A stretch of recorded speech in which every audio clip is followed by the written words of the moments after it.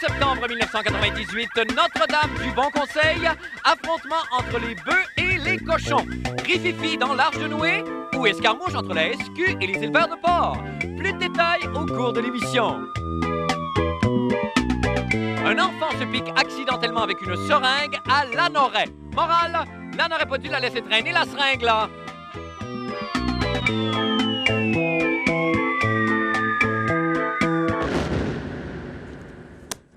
Eh bien, bonne fin du monde et bon mardi, mesdames et messieurs. Tout d'abord, des nouvelles des jumelles Labrèche. Je peux te faire un délan aujourd'hui. Regarde. Allô, je suis Adélard. T'es dur. Je sens des sentiments. Oh, boy, ça commence bien mal, ça, bâtard. Moi, toi aussi, c'est Combien de fois par facile. jour vous nous arrêtez dans la rue, soit moi, soit Adélard, soit Rose de Lima, pour nous demander à quel moment il y aura une chronique de cinéma à LFDM et à 7H? Vous avez raison, ça manque terriblement. Pardon? Excuse-moi. Bon, techniquement, ce n'est jamais arrivé, c'est vrai. Par contre, nous sentons dans vos regards et dans votre façon de nous frôler le buste en adoptant des poses suggestives que... Ça, là. Oh, tu sais, comme ça, là, les Oui, ou plutôt comme ça, avec un doigt là, qui touche les lèvres en faisant une moue suggestive. Ça va? Je Ah peux oui. continuer? Absolument. OK.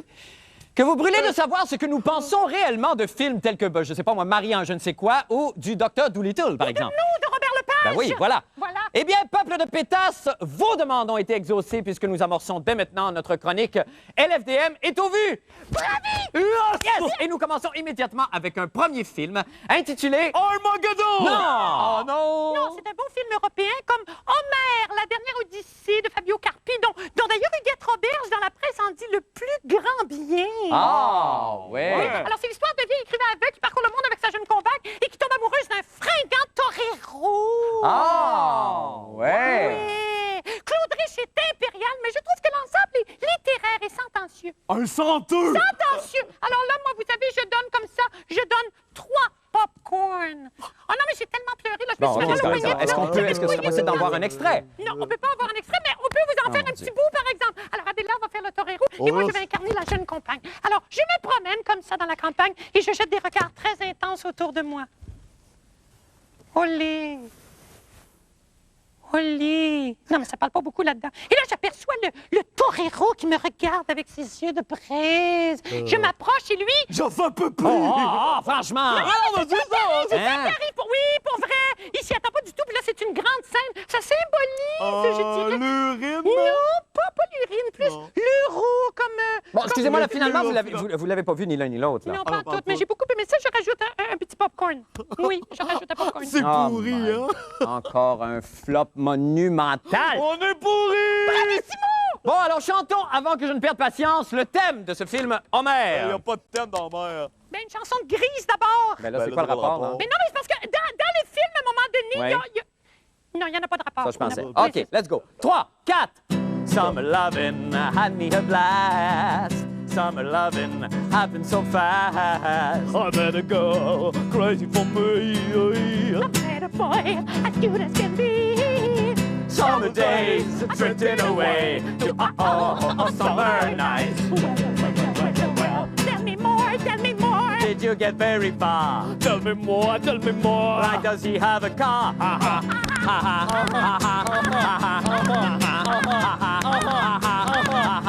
Maintenant, pour les nouvelles de la fin du monde, l'histoire des 3 petits cochons.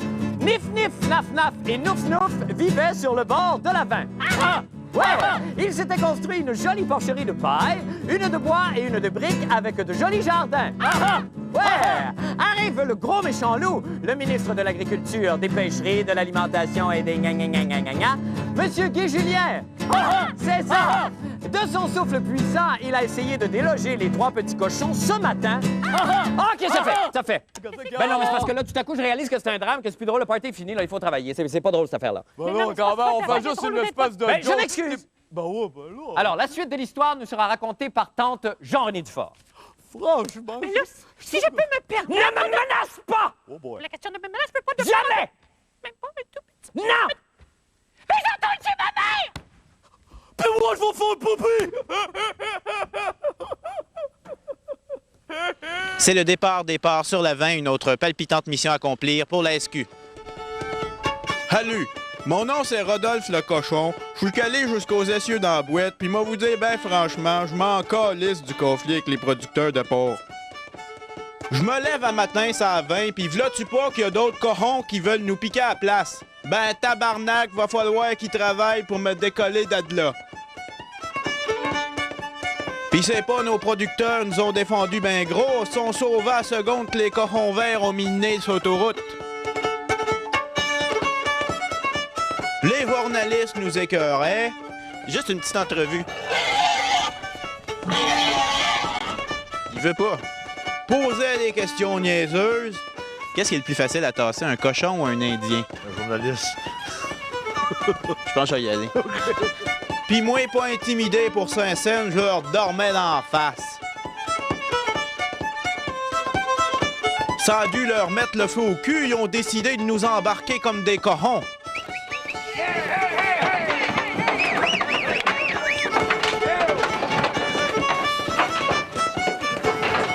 Ah ouais, dans le camion? Ah ouais, dans le camion? Dans le camion? Mais moi, je suis claustrophobe, fait que j'ai décidé de crisser mon camp et de retourner ça à 20.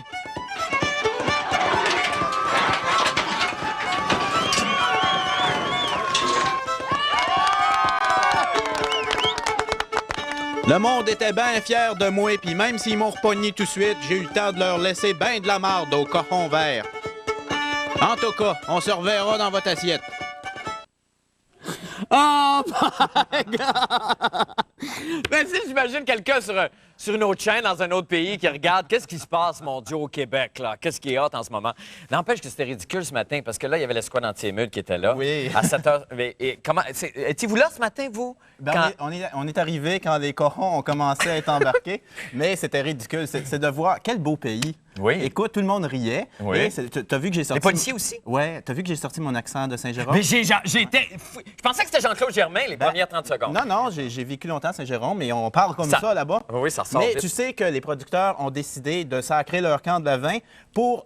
il va y avoir des négociations dans les 24 prochaines heures. Avec le gouvernement, Oui. Et ce alors qui- qu'il avait dit qu'il négocierait probablement pas tant qu'ils occuperaient là. Oui, mais bon. OK. Mais ce qui est intéressant, c'est que les producteurs ont bien promis Oui. que si jamais les négociations avançaient pas, ce qu'ils ne souhaitent pas évidemment, Non. il y aurait du cochon à Québec. À Québec, dans Oui, la ville donc même. le cochon va monter sa vin si jamais les négociations avancent pas. Et ça, on a bien hâte incroyable. de voir ça. Puis là, il y a un écart effroyable entre ce que les producteurs demandent et ce que le gouvernement serait prêt à donner. S'il est prêt à donner quelque chose, Ouais. on n'est même pas sûr s'il est prêt à donner quelque chose. Il n'avait pas l'air d'être enclin à négocier, lui. au Ben, je départ. pense que ce matin, il était prêt à ce que les cochons décantent de la vin et ils ont dit à peu près n'importe quoi pour s'en aller.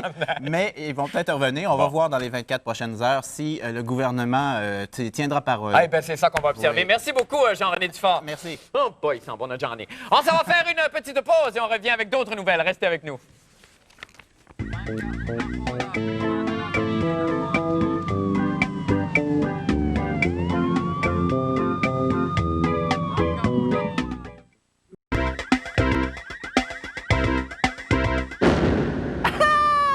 Demandez-le à n'importe qui sur Terre, s'il y a un endroit où il fait bon vivre, c'est bien à Lanoraie PQ. Et je souscris totalement d'emblée à cette affirmation. D'ailleurs, dans mes temps libres, il m'arrive socomment de créer des comment je pourrais appeler ça, des chorégraphies, non pas vraiment des espèces d'odes gestuelles pour exprimer mon amour de Lanoraie. D'ailleurs, en voici une que je vous offre et qui est intitulée « Lanoraie, plus qu'une chambre de commerce ». C'est inspiré, comme vous allez le voir, de la tradition hindoue et ça va comme ceci. Hey! Checkez ça. C'est fort, hein? On se tanne pas, hein? Comptez mes montres, vous gagnez quelque chose. Ah, on sent relâchement. OK, ça fait.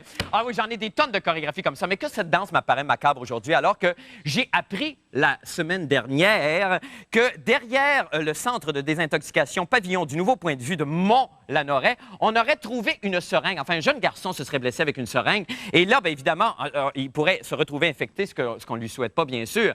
Mais là, ce problème risque-t-il de se répéter ailleurs? Eh bien, Isabelle Maréchal, l'animatrice des Tétines d'abord, a examiné la question. Regardez!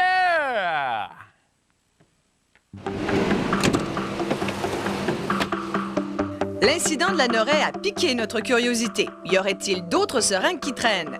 L'équipe de nettoyage LFDM est allée vérifier sur le terrain.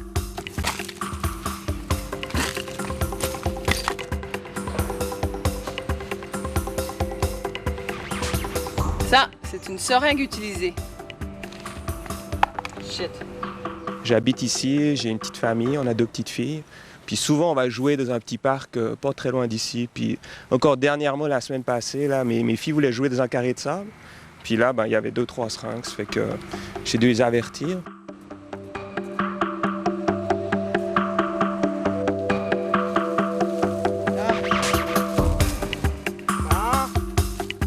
Est-ce que vous êtes utilisateur de seringues? À l'occasion, mais je ne manquerai pas de respect aux citoyens au point de laisser des seringues ou des condoms traîner comme ça. Mais vous savez qu'il y en a qui le font? Oui, Qu'est-ce que vous en pensez? je trouve ça dégueulasse. Au niveau de la transmission du VIH par une seringue comme ça, c'est un danger réel, ça? Je sais que le virus ne peut pas rester en contact de l'air et vivre. Alors, tout dépend de depuis combien de temps est-ce que le sang, à la limite, est frais dans la seringue. Là, je pense qu'il y a des réels dangers. Ça fait pas longtemps que ça a été utilisé parce qu'on voit bien le sang encore qu'il y a dessus. Je viens de trouver des seringues usagées. J'aimerais savoir comment ça se fait que le parc n'est pas nettoyé par la ville. C'est un problème de la société, il ne faut pas s'en cacher. Là. On ne peut pas en venir à bout, nous autres mêmes, tout seuls. J'ai environ, en moyenne, 5-6 employés pour faire le plateau Montréal Centre-Sud. Il faudrait passer à tous les matins dans chaque parc, sur les bords de chaque clôture et faire tout le tour pour arriver à toutes les ramasser avant que les enfants viennent. C'est épouvantable, cette histoire-là, Isabelle. Combien de temps ça vous a pris pour trouver les seringues? Écoutez, on a à peine cherché, Marc. Les voici encore, ces fameuses seringues que j'ai bien hâte de jeter parce qu'on a vraiment peur de se piquer. Vous savez que c'est des seringues contaminées. Okay. Évidemment, on a parlé du problème de l'anorelle la semaine dernière. C'est un problème qui est fréquent à Montréal. Vous avez entendu le responsable de la Ville de Montréal qui dit que, bon, avec 144 parcs dans 2 districts très chauds à Montréal et 5 personnes pour s'en occuper, on n'a pas le temps et pas les ressources. C'est donc un travail qui revient à chacun, aux citoyens. Ouais, vous envoyez une, vous la ramassez, vous faites attention. Oui, évidemment, évidemment. Puis on espère un jour qu'il y aura une escouade qui va ramasser ça dans les Une parcs. escouade seringue. OK, parfait. Merci, Isabelle. C'est tout le temps qu'on a. Bye, bonne soirée. Merci infiniment. On s'en va faire une pause et on revient avec la fin du monde en bref. Restez avec nous.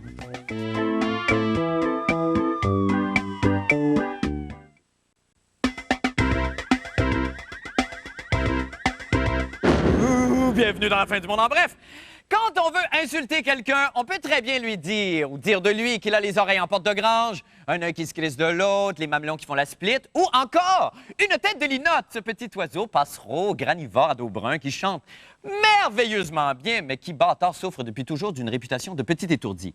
Erreur! Cette ère de la tête de linotte est révolue, comme en fait foi une nouvelle étude menée par l'Américain Nicolas Clayton et le Britannique Anthony Dickinson.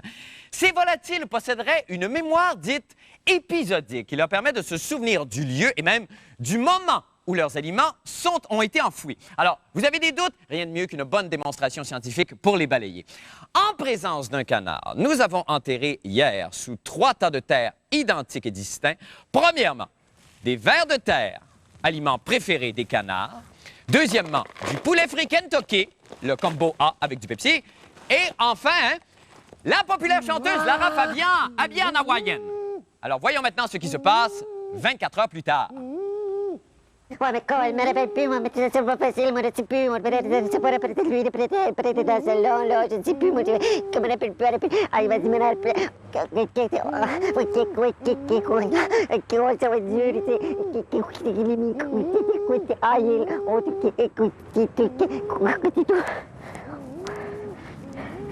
ah, Miguel, je l'ai trouvé, hey, ah, une chance, hein, j'aurais pas aimé ça, manger la grosse Hawaii.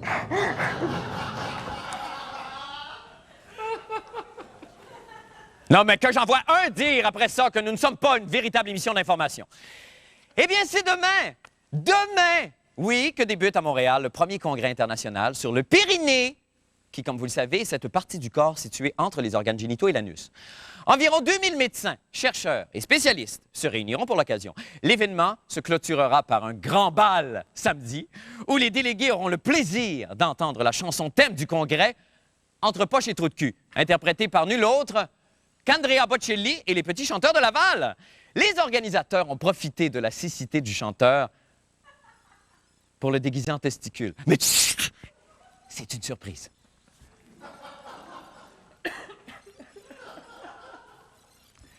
Superman, je t'en prie, ne t'approche pas de lui, car à son contact, tu perdrais tous tes pouvoirs. C'est Kryptonite Tétro et sa chronique des sports. Comment allez-vous?